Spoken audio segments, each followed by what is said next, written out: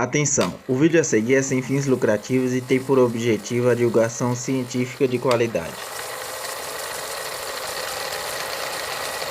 Olá, eu sou o Pedro de Souza e antes de começar o vídeo eu já peço que você se inscreva aqui no canal para que eu possa trazer mais vídeos como esse. A história das teorias geotectônicas não é nada simples de se contar e muito menos curta. Mas vocês já devem ter se perguntado sobre como o Pangeia se separou e deu origem aos nossos 6 continentes atuais. Mas como é que isso aconteceu? Para te explicar melhor, vem comigo.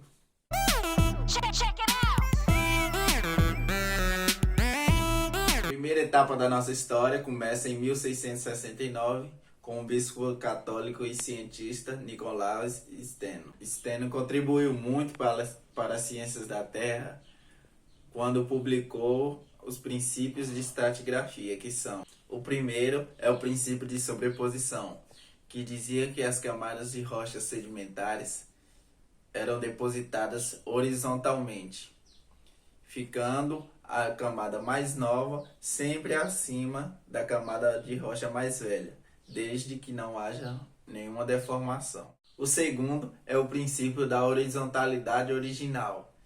Steno dizia nesse princípio que os estratos sedimentares eram depositados originalmente na posição horizontal.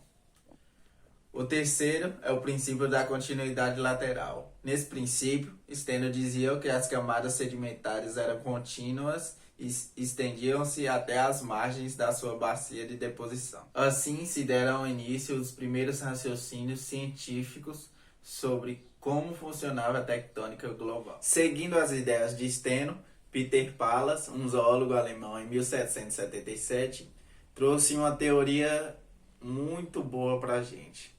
Nela, ele trazia que agentes regionais podiam deformar e soerguer as rochas. Isso deu origem ao novo ramo da geologia, que é a geologia estrutural. Ela estuda os processos de deformação e como esses processos dão origem às estruturas geológicas.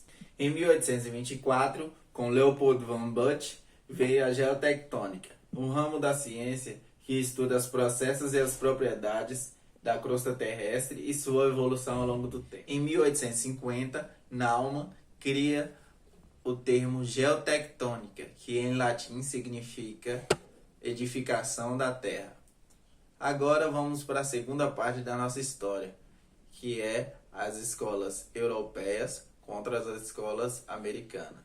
Já na metade do século XIX, as ideias e teorias geotectônicas floresceram e criaram raízes entre os geocientistas. Assim, surgem as primeiras escolas de pensamentos divergentes, a europeia e a americana, que precedem o debate entre mobilistas e fixistas. Léon Élie Belmont, em 1852, inaugura esta etapa com a primeira teoria da tectônica global, a teoria da contração. Ela teve muita influência durante muitas décadas.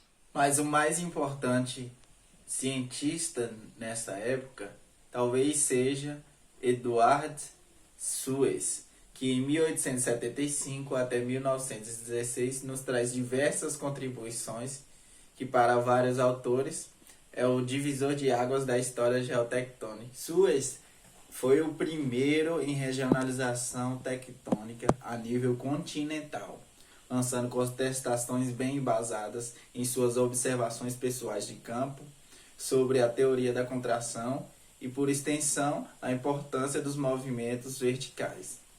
Ele foi o grande precursor do mobilismo.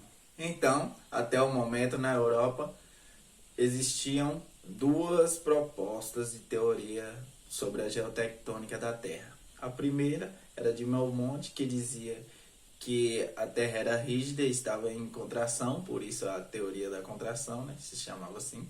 E a segunda é a teoria da expansão, que era de Hildeberg, Egede, Carey e outros pesquisadores, que diziam que a Terra era rígida, só que ao contrário de Belmont, eles diziam que ela estava em expansão. Simultaneamente, na América, James Hall e James Dana cimentaram o conceito de geossinclinal, que é o que proliferou e se consolidou mais de um século de influência nas ciências geológicas, e especificamente na geotectônica. O conceito de geossinclinal apoiou principalmente a teoria da contração. O conceito se baseava no princípio de que a direção de qualquer cadeia de montanhas correspondia à depressão onde se teria acumulado os sedimentos que mais tarde levariam à sua formação. A depressão, ou fossa em que iam acumulando, ia continuamente afundando. Só que a questão é, como é que os sedimentos acumulados iam se elevar até chegar no patamar de uma cadeia de montanhas? Hall respondia que o levantamento acontecia devido a uma sedimentação. Só que Dana nos trouxe a contribuição que a teoria precisava para engrenar. Ele explicava que, durante o colapso do geossinclinal, a pressão lateral originava grandes dobramentos, falhas, formando um grande conjunto de dobras que ele designou o nome de sinclinório. O debate entre o conceito de geossinclinal com as ideias de Suess criaram um amplo debate entre mobilismo versus fixismo, pois as duas teorias ainda tinham vários pontos fracos em diversos aspectos. Fixismo era um termo criado pelos mobilistas para ter um tom insultoso. Fixistas apoiavam o modelo geossinclinal e preferiam uma descrição mais concisa, procurando os porquês, e ajudaram muito no desenvolvimento da geociência por muito tempo. Já os mobilistas foram pelo lado do modelo da tectônica de placas, que fez uma revolução científica no ano de 1960, e eles se preocuparam mais com os dados físicos e químicos, que trazem uma melhor exatidão nas nossas interpretações. Fixistas ganharam o debate durante muito tempo, mesmo algumas vezes a teoria geossinclinal não batendo com alguns dados de campos que foram apresentados pelos mobilistas. Até que em 1912, Wegener nos apresenta a teoria da deriva continental, que apesar dos mobilistas nos trazer algumas teorias anteriormente, a de Wegener foi uma teoria mais concisa e mais encorpada e trouxe um desenvolvimento melhor das ideias. A deriva continental nos trouxe dois pontos que eram conhecidos já, que vieram da teoria da isostasia, criada por Clarence Dutton, que diziam que os continentes são constituídos por materiais menos densos do que os das bacias oceânicas. 2. O material que compõe o assoalho oceânico também existe sobre os continentes, e a diferença de densidade entre eles permite que os continentes flutuem em equilíbrio isostático sobre o substrato oceânico mais denso. Outro ponto que já era consolidado antes e que a deriva continental nos trouxe era o de substratos móveis, que dizia que os continentes são capazes de se deslocar sobre o substrato porque este se comporta no tempo geológico como um líquido altamente viscoso. Mas Wegener nos trouxe também na sua teoria dois novos conceitos. A primeira falava que as maiores feições geológicas da Terra, como as cadeias de montanhas, rifts e arcos de ilhas oceânicas, e fenômenos geológicos maiores, como os terremotos e os vulcões, são causados pelo movimento horizontal e interação entre os continentes. Assim, as montanhas são formadas por compressão nas bordas dos continentes em movimento. A segunda dizia que, originalmente, toda a Terra era coberta por uma camada fina e contínua de material continental, a qual gradualmente foi se quebrando em pedaços e foram espessados por amontoamento. Ele também dizia que, durante o Mesozoico, alguns dos maiores continentes estavam reunidos num grande supercontinente chamado Gondwanaland. Suess, por sua vez, dizia que o Gondwanaland já tinha sido afundado, mas Wegener respondia que ele ainda estava entre nós, só que tinha sido fragmentado.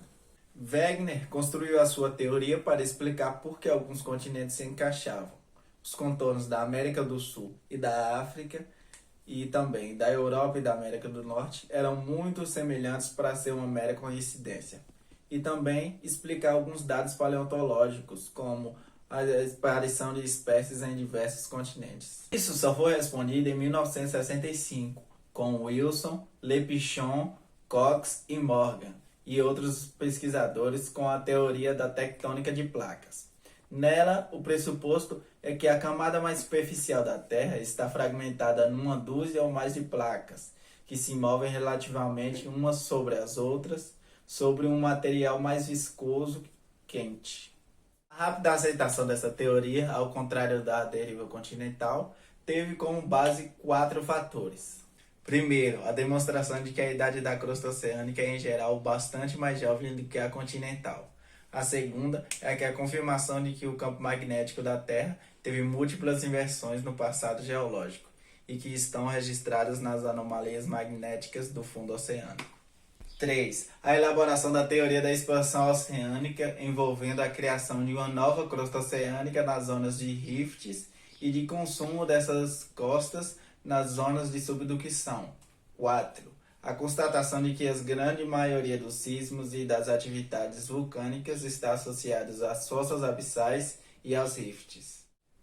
Queria agradecer a você que chegou até aqui e peço novamente que deixe o like aqui embaixo para que eu traga novos conteúdos.